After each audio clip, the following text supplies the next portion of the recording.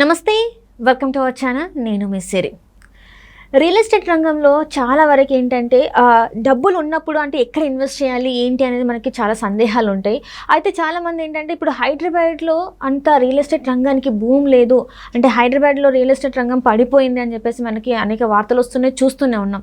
అయితే దీని మీద మనకి ఇంకా వివరించడానికి మనతో పాటు ఉన్నారు founder and CEO of realtor oxygen doctor Nandi Rameshwar Rao గారు ఉన్నారు. నమస్కారం సార్. నమస్కారం సార్. ఇప్పుడు చూస్తున్నట్టయితే హైదరాబాద్లో రియల్ ఎస్టేట్ రంగం అంటే పడిపోయిందా, అంటే రియల్ ఎస్టేట్ రంగానికి భూమి లేదా, ఇక్కడ ఇన్వెస్ట్ చేయాలనుకున్న వాళ్ళు అంటే చేసే పరిస్థితి లేదా, ఏంటి సార్ అసలు?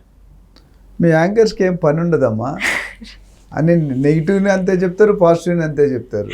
అంటే వార్తలలో విన్నది సార్, ఇది ఏంటంటే మీడియా అయినా కరెక్ట్ రాస్తుంది, ఇదిగో తోక అంటే అదిగో పులి అని పెడతారు. మీరు పక్కనే ఎక్స్క్లూజివ్ అంటే పక్క ఛానల్ వస్తుంది, మీరు ఎక్స్క్లూజివ్ అని చూపిస్తారు. అది ఎంతవరకు కరెక్ట్? అంటే చాలా వరకు మీరు చిన్న విషయాన్ని ఇంత పెద్ద విషయంగా ప్రొజెక్ట్ చేస్తారు. రియల్ ఎస్టేట్ ఎప్పుడు ఏం కాదమ్మా, రియల్ ఎస్టేట్ పడిపోయిందని చెప్తున్నారు సార్. అంటే చెప్తారు కొన్ని ఛానల్స్ పడిపోయిందంటారు, పక్కన ఇంకో ఛానల్ పెరుగుతుంది అంటారు. సో అందులో వాస్తవాలు ఎంత ఉన్నదైనా మనం గ్రహించాలి. పబ్లిక్ అనేది ఏమైనా మాట్లాడేస్తారు. మీడియా పెట్టిందే పేరు, లేని చెప్తారు, లేని ఉన్నట్టు చెప్తారు, ఉంది లేనట్టు చెప్తారు. Right sir. సార్ ఇంతకేమంటారు సార్, మరి పడిపోయిందా పడిపోలేదా అసలు ఎట్లా మరి మా లాంటి యూత్ ఇన్వెస్ట్ చేయొచ్చా చేయరాదా అసలు?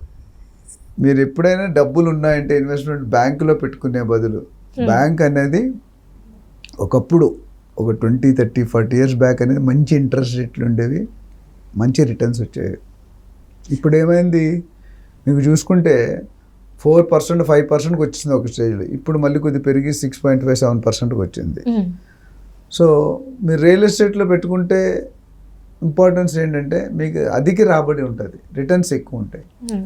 సో మీరు లొకేషన్ ఇప్పుడు నేను ఫస్ట్ రియల్ ఎస్టేట్ పడిపోయింది అనేదాన్ని నేను ఒప్పుకోనమ్మా, నా పర్సనల్ ఒపీనియన్. నీతో విభేదించాలని కాదు, నీతో ఆర్గ్యుమెంట్ చేయాలని కాదు. ఎందుకంటే నేను చూసినంత రియల్ ఎస్టేట్ మీరు ఇంకా చూడలేదు. అవును సార్, అవును, అది వాస్తవం సార్. సో రియల్ ఎస్టేట్ ఎప్పుడు పడిపోదమ్మా, ఎందుకంటే అంతకుముందు ఎపిసోడ్ చాలా ఎసెన్షియల్ పార్ట్, రోటీ కప్పడా మకాల్లో ఒకటి. సో దీనికి ఎప్పుడు ఎవరికి ఫుడ్కి ఎప్పుడైనా ఫుడ్ లేకుండా మనిషి బతుకుతాడా? ఇల్లు లేకుండా కూడా మనిషి బతకలేడు. ల్యాండ్ అయిన ఉండాలి, ఇల్లు అయిన ఉండాలి, ఫ్లాట్ అయిన ఉండాలి, ఏదో ఒకటి ఉండాలి. So first statement, real estate పడిపోలేదు, కొద్దిగా మందగించింది. ఎలక్షన్ ఆనవాయితీ. ఇప్పుడు సంక్రాంతి వస్తే మనం పిండి వంటలు చేసుకుంటాం, అది ఆనవాయితీ. డబ్బులు ఉన్నా చేసుకుంటాం, డబ్బులు లేకపోతే ఇంకెక్కువ చేసుకుంటాం అప్పు చేసి, కానీ చేసుకోవడం అయితే ఆపం. రైట్? సో ఇక్కడ వచ్చేసరికి ఎలక్షన్ ముందు ఎలక్షన్ తర్వాత ఆనవాయితీగా 2-3 నెలలు స్లో అవుతుంది, తర్వాత పెరుగుతుంది. అంత మాత్రం మార్కెట్ ఓడిపోయింది, డమాల్ అయిపోయింది అనేది కరెక్ట్ కాదు. ఎక్కడ రేట్లు తగ్గించారు? ఏ బిల్డర్ రేటు తగ్గించారు చెప్పండి? మీకు తెలిసిన ఒక్క బిల్డర్ రేట్ తగ్గించడం చెప్పండి. రేట్లు పెంచడం రెడీగా సన్నాహం తీసుకుని నెక్స్ట్ ఈ ఎలక్షన్ మేబీ నాకు ఈ వీక్లో ఎలక్షన్ కూడా వచ్చేస్తుంది అంటున్నారు, ఈ వీకెండ్కో లేదా నెక్స్ట్ వీక్ బిగినింగ్లో వచ్చిందని 1 నెల రోజులు అయిపోతే మే 2nd week కల్లా మొత్తం పటాపంచలు అయిపోతుంది. మళ్ళీ రేట్లు యథావిధిగా పెరుగుతాయి. ఎవ్రీ 2 నెలలు 3 నెలలు పెంచుతూనే పోతూ ఉంటారు బిల్డర్స్, ఎందుకంటే వాళ్ళకి వర్కౌట్ అవ్వద్దు. లేకపోతే ఇప్పుడున్న కాంపిటీషన్లో, ఇప్పుడున్న గవర్నమెంట్ ఫీజుల్లో చూసుకుంటే వాడికి కూడా మిగలాలి కదా. ఎవరు చారిటీ బిజినెస్ చేయలేరు. సో గవర్నమెంట్ ఎలక్షన్ అయినప్పుడు కొద్దిగా స్లో అవడం, అంటే ఎక్కువ ట్రేడింగ్ చేసేవాళ్ళు అలాంటి వాళ్ళు కొనుక్కోరు. నిత్యావసరం పెళ్ళి అయింది మీకు, ఇప్పుడు మీరు మీ అత్తగారు వాళ్ళు వైజాగ్లోనో రాజమండ్రిలో ఉన్నారు, లేదా మీ అమ్మగారు, మీరు పెళ్ళి మీ ఆయనకి ఇక్కడ ఉద్యోగం, మీరు ఏం చేస్తారు? హైదరాబాద్, బెంగళూరు వస్తారు కదా. హైదరాబాద్ నుండి ఇల్లు కావాలి, రెంట్కైనా కావాలి, మీరు తీసుకోవాలి. ఎందుకంటే కొంతమంది విడిపోయి వస్తే, కొంతమంది తప్పకు వస్తారు. జాబ్ రీత్యా మీరు రావాల్సి వస్తుంది, లేకపోతే మీ పిల్లల చదువు వల్ల రావాల్సి వస్తుంది, లేకపోతే మీ అమ్మ నాన్న లేదా ఇంకెవరైనా మెడికల్ ట్రీట్మెంట్స్ కొనుక్కుంటే రావాల్సి వస్తుంది. ఏదో ఒక రీజన్ ఉంటుంది. సో డెఫినెట్గా you're shifting from your village to the city. So అప్పుడు రిక్వైర్మెంట్ అయితే కావాలి కదా, మీకు రెంట్ కావాలన్నా కట్టించేవాడు అయితే ఉండాలి కదా. సో ఏ విధంగా చూసుకున్నా either rent are for purchase ఇల్లు అయితే కావాలి.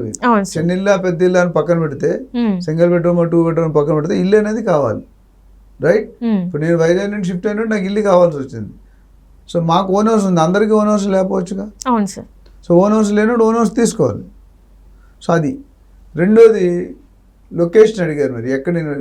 రియల్ ఎస్టేట్ హైదరాబాద్ మనకు అదృష్టం ఏంటంటే 4 పక్కల పెరుగుతుంది, నార్త్, ఈస్ట్, వెస్ట్, సౌత్. వెస్ట్లో కొద్దిగా బాగా హైప్ అయినా ఇప్పుడు కొద్దిగా జనాలు థింకింగ్ మొదలుపెట్టారు, ఈస్ట్ వైపు వెళ్దాం, సౌత్ వైపు వెళ్దాం అనేది కొద్దిగా ఆలోచన అయితే మొదలైంది. వెస్ట్లో అయినంత హైప్ డెఫినెట్గా మిగతా ఏరియాలో అవ్వలేదనేది వాస్తవం. రైట్. కానీ ఇప్పుడు కొత్త సీఎం వచ్చిన తర్వాత, రేవంత్ రెడ్డి గారు వచ్చిన తర్వాత ఇన్వెస్ట్మెంట్ అనేది డెఫినెట్గా మంచిది. మీరు బ్యాంకులో పెట్టుకొని ఇంకెక్కడో అప్పు చేసి కొనుక్కోలేదని పక్కన పెడితే మీ దగ్గర డబ్బులు ఉన్నాయి, ఎఫర్ట్ చేయగలరు, ఈఎంఐస్ కట్టుకోగలంటే డెఫినెట్గా ఇట్ ఈస్ గుడ్. ప్రస్తుతానికి అయితే నేను చెప్పేది అన్ని జోన్లు బాగానే ఉన్నాయి. 19-20 ఫరక్ అంటాం. కొన్ని ఏరియాలో కొద్ది తక్కువ వస్తుంది, కొన్ని ఏరియాలో కొద్ది ఎక్కువ వస్తుంది. సో మీరు తెలివైన వాళ్ళు అయితే కొద్ది మంచిగా అప్రిషియేట్ అయిన ప్లేసుల్లో అప్రిషియేట్ అవుతుందనే నమ్మకంలో అప్రిషియేట్ అవుతుంది. అంత ముందు ఎపిసోడ్లో మనం లొకేషన్ గురించి మాట్లాడుకున్నాం. Location highlights. ఇప్పుడు ఒక కొత్త ఏరియా వచ్చింది షాబాద్ అని. షాబాద్ చాలా మంది ఇంకా వెంచర్స్ రాలేదు, అవన్నీ తెలియదు. అక్కడ 2-3 వెంచర్స్ మాత్రమే ఉన్నాయి. సో దానికి రేట్ కూడా అఫోర్డబుల్. దీంట్లో 20 నుండి 25,000 ఉంది. మెయిన్ సిటీ నుండి 50 కిలోమీటర్లు. సో ఓఆర్ఆర్ కానీ ఇవన్నీ కూడా ఎయిర్పోర్ట్కి కానీ చాలా దగ్గర. మీకు బెంగళూరు హైవే ఉంది, తర్వాత ముంబై హైవే ఉంది, రైట్ సైడ్ ఉంది. ఈ షాద్నగర్ తాలూకా ప్రత్యేకత ఏంటంటే చందన్వల్లి సజ్జు, తర్వాత సీతారాంపూర్ 3,600 ఎకరాల్లో వస్తున్నాయి. Adani data centre, Amazon data centre, electrical vehicles, చాలా ఇండస్ట్రీస్ ఆల్రెడీ అక్కడ సైన్ అయినాయి, ఇంకా రాబోతున్నాయి. నెక్స్ట్ నేను ఒక 3-4 కరోనా టైంలో షాబాద్ రోడ్డుకి వెళ్తే, తిమ్మాపూర్ నుండి రైట్కి వెళ్తే వస్తుంది, అసలు ఏమీ లేవు అక్కడ. ఈరోజు మన లాస్ట్ వీక్ వెళ్ళినప్పుడు చూసుకుంటే రోడ్ 2 సైడ్ల యాక్టివిటీస్ జరుగుతున్నాయి. రెస్టారెంట్, టీ షాప్, హోటల్, ఏదో ఒకటి. సో అంత ప్యాక్ అయిపోయింది. సో అది నెక్స్ట్ ఒక 5 yearsలో it is going to become another city. Another city like any other. మనకు కుకట్పల్లి, గచ్చిబౌలి అట్లా అయిపోతుంది. ఎందుకంటే already people started migrating. So rate కూడా అఫోర్డబిలిటీ. ఇప్పుడు శంకర్పల్లి, మోకులో చూసుకుంటే 40, 50, 60, 70 వేలు కట్టేస్తాం. అక్కడ ఇంకా 20,000, 15,000, 25,000లోనే ఉంది గజం. సో కొనుక్కోవచ్చు. అదేవిధంగా అది ఒక మంచి ఏరియా. తర్వాత Bengaluru highway is good, Mumbai highway is good. ఈ 3 ఏరియాలో ఇప్పుడు నెక్స్ట్ ఇప్పుడు ఈస్ట్ కూడా పెరిగిపోతుంది. సో ప్రస్తుతానికైతే ఈ 3 ఏరియాలో మీరు పెట్టిన ఇన్వెస్ట్మెంట్ 5 to 6 yearsలో 100% డబుల్ అవుతుంది. 10 yearsలో 5 times అయ్యే ఛాన్సులు బాగా కనిపిస్తున్నాయి.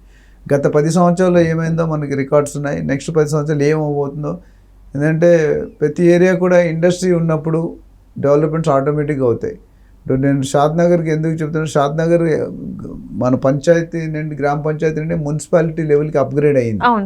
అప్గ్రేడ్ అయినప్పుడు ఆటోమేటిక్గా కల్చర్ సిటీకి కావాల్సిన షాద్నగర్ చుట్టూ ఏమున్నాయంటే లెఫ్ట్ సైడ్ మేకగడ ఉంది, ముందు సైడ్ నుంచి కొత్తూరు ఉంది, అవతల సైడ్ బాలానగర్ ఉంది, లెఫ్ట్ సైడ్ చిన్నజీఆర్ స్వామి ఆశ్రమం ఉంది, రైట్ సైడ్ మెడిటేషన్ సెంటర్ ఉంది, పోలేపల్లి స్పెషల్ ఎకనామిక్ జోన్. ఇవన్నీ కూడా కారణాలు. అదే దీనివల్ల 2 లక్షలు, దాదాపు 1.8 to 2 lakhs ఎంప్లాయ్మెంట్ క్రియేట్ అవుతుంది.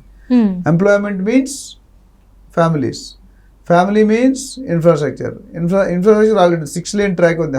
Biggest highway, longest highway in the country ఏదంటే బెంగళూరు హైవే, NH44.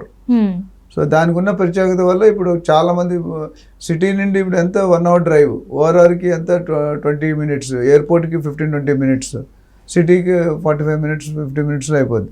సో బాంబేలో 3 గంటలు 4 గంటలు ట్రావెల్ చేస్తారు. బాంబే టు పూణే వర్కింగ్కి వెళ్తారు. ఇక్కడ మనకు గంట అనేది నథింగ్. ఓఆర్ఆర్, RRR వచ్చాక బెనిఫిట్ అదే. ఇంకా కొన్ని రోజులు గట్టి మాట్లాడితే తెలంగాణ బార్డర్ నుండి కూడా సిటీకి వచ్చేస్తారు. RRR కానీ కంప్లీట్ అయ్యిందంటే, సో RRRకి 3 నుండి 5 కిలోమీటర్లు ఇటు కానీ అటు కానీ ఎప్పుడు కూడా ఉంటుంది. ఇంకో మెయిన్ ప్రజలు చెప్పాల్సింది ఏంటంటే, చాలామంది ఏమనుకుంటారంటే సిటీ ఓఆర్ఆర్ నుండి ఇటే పెరుగుతుంది అనుకుంటారు.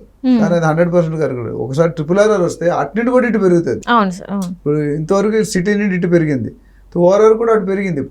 ఇప్పుడు పెరిగేదంటే ఓఆర్ఆర్ నుండి ఇప్పుడు పెరుగుతుంది, RRR నుండి పెరిగి 2 కలిపి జల్దీ ఫాస్ట్గా గ్రో అవుతాయి. అంతకుముందు పట్టినంత టైం ఇప్పుడు పట్టదు. ఒకప్పుడు మనకి ఓఆర్ఆర్కి 10 సంవత్సరాలు 10 సంవత్సరాలు పట్టట్లే కదా.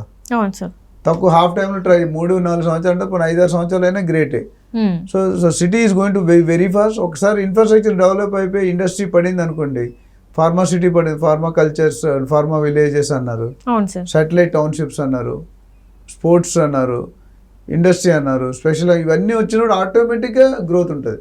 సో ఈ ప్రాంతంలో 360 degrees ప్రాంతంలో ఎక్కడ పెట్టుకున్నా మీకు బెస్ట్ గ్రోత్ కారిడార్ అంటే ఓఆర్ఆర్ తర్వాత RRR ముందు పెట్టుకుంటే గోల్డెన్ మైన్ అవుతుంది. ఇవాళ మీరు 10 రూపాయలు కొంటే 10 సంవత్సరాల్లో 5 times పెరిగే అవకాశాలు ఉన్నాయి. సో దీని మీద ఎవరికైనా మరింత డీటెయిల్స్ కావాలనుకుంటే కింద స్క్రోల్ అవుతున్న నెంబర్కి వాళ్ళు కాల్ చేయొచ్చు. వాళ్ళు ఇంక మరింత డీటెయిల్ అనాలిసిస్ ఇచ్చి పర్పస్. ఒకటి ఇన్వెస్టర్స్కి ఒక చిన్న సజెషన్ అంటే, చాలామంది నాకు ఫోన్ చేసి ఒక్క నిమిషం సార్ అంటే ఒక్క నిమిషంలో 2 కోట్లు కూడా నేను అనాలిసిస్ ఇవ్వలేను, మీరుగా దెబ్బతింటారు. Please take the appointment for consulting. మీకు డీటెయిల్గా 1 hour 1-to-1 స్పెండ్ చేసి ప్రతి పేషెంట్ తాలూకా డిసీజ్ వేరు, ప్రతి ఇన్వెస్ట్మెంట్ తాలూకా కోరిక వేరు, పర్పస్ వేరు. సో ఇన్వెస్ట్మెంట్ ఏ పర్పస్ పెడుతున్నారు, ఎంతకాలం పెడుతున్నారు, ఎందుకు పెడుతున్నారు, మీ రిటర్న్స్ ఏంటి, మీ నేటివ్ ప్లేయర్, ఇవన్నీ కూడా కనుక్కోవాల్సి ఉంటుంది. సో ఎవరైనా ఇంట్రెస్ట్ ఉన్న వాళ్ళు దీని మీద మరింత అవగాహన కావాలి. విల్లాస్ ఎక్కడ కొనాలి, ఫ్లాట్స్ ఎక్కడ కొనాలి, ప్లాట్స్ ఎక్కడ కొనాలి, ఫామ్ ప్లాట్స్ కొనాలా, అగ్రికల్చర్ ల్యాండ్ కొనాలా, లేకపోతే రెసిడెన్షియల్ R1 జోన్లో కొనాలా, డిటీసీపీలో, ఇవన్నీ చాలా సందేహాలు ఉన్నాయి. ఈ సందేహాలు అన్నీ కూడా నా దగ్గర సొల్యూషన్ ఉంది. Only time is the essence of the contract. Time matter ఉంది. సో ఎవరైనా ఇన్వెస్టర్స్ ఉంటే దయచేసి please get in touch with us, take an appointment, definitely help you and see that your investments are safe. Right, thank you so much sir.